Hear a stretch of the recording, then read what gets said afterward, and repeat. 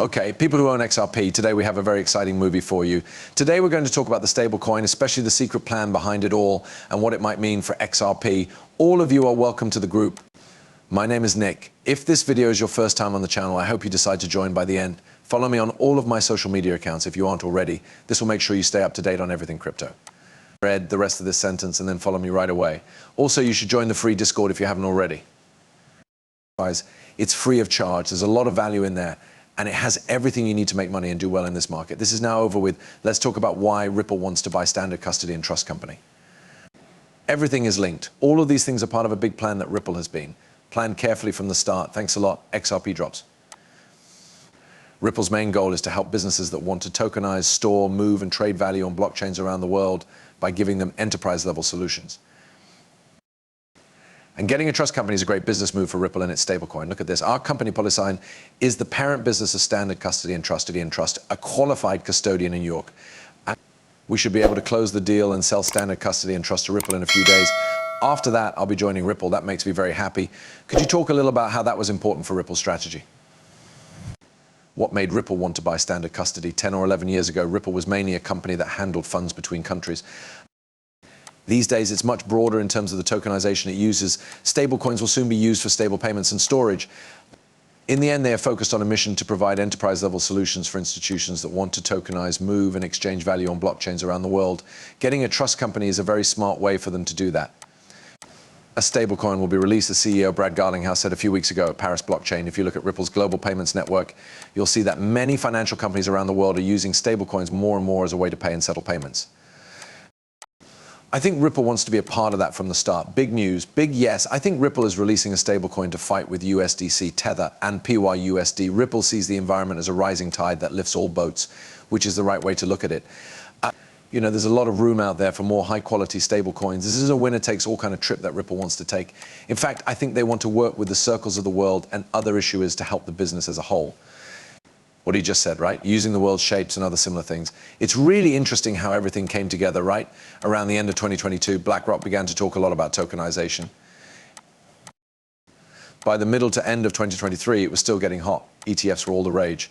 But BlackRock's Larry Fink kept telling us it's not about the ETFs, it has to do with tokenization. Then Ripple told us that in order for tokenization to work, there needs to be a market underneath it all and someone making that market.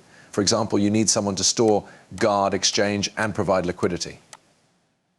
When you think about these things, Ripple's way ahead becomes very clear, which will be the foundation for a market based on tokens. Well, XRP doesn't have much to do with this.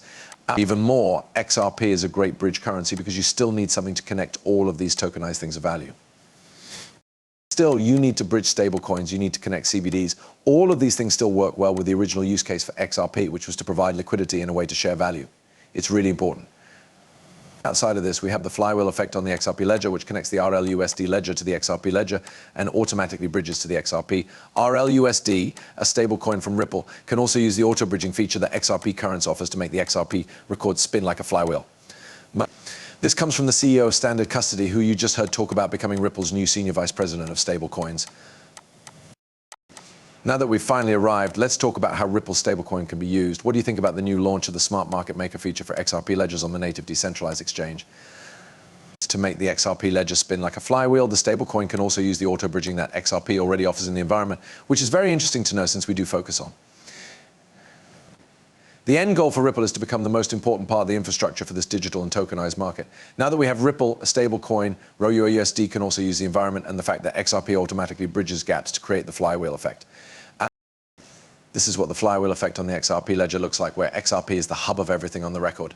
And while we look at what Ripple is doing, it's also true for what Ripple is doing.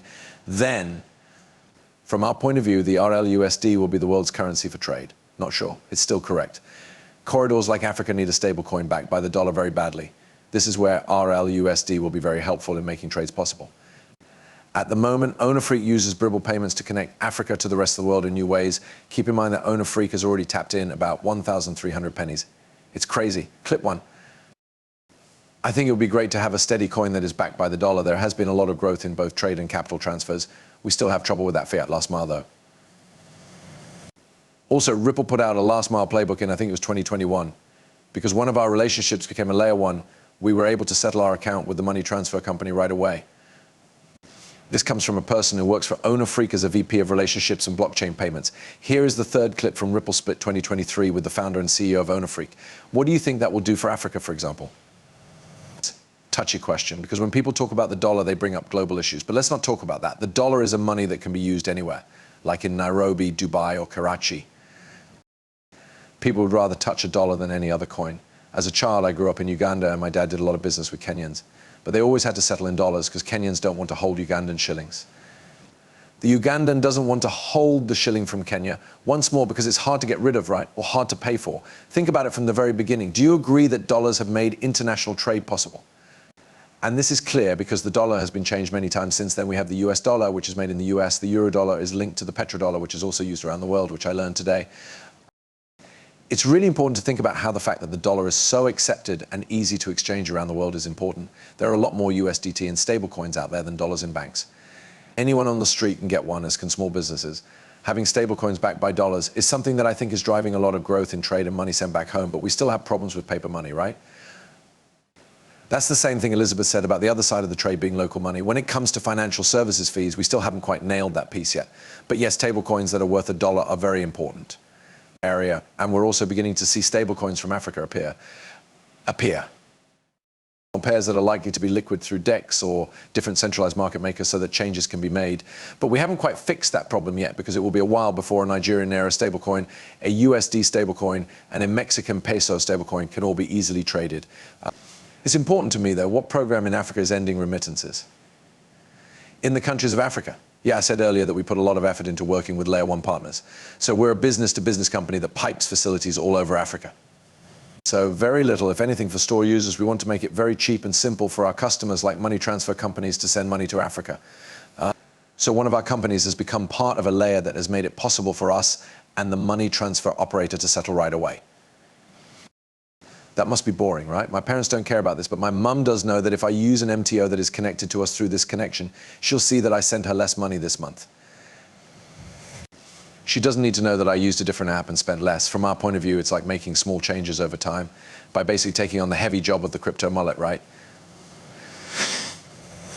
In the same way that fintech is in the front, standard financial services are in the back, and crypto powers the front. We thought that had a huge effect on Armin's business. This made Ownerfreak invest in crypto, which shows that they are now taking it a little more seriously. Our mobile money, which was the first real digital payment system in Africa, works right away. As MS Africa, we brought that instant potential across borders. As I said, when we move money between Kenya and Uganda, it goes through those two layers, the messaging layer and the compliance layer. And we have to do all of this in less than 45 seconds for the end customer. The sender will call in 5 minutes if it takes that long.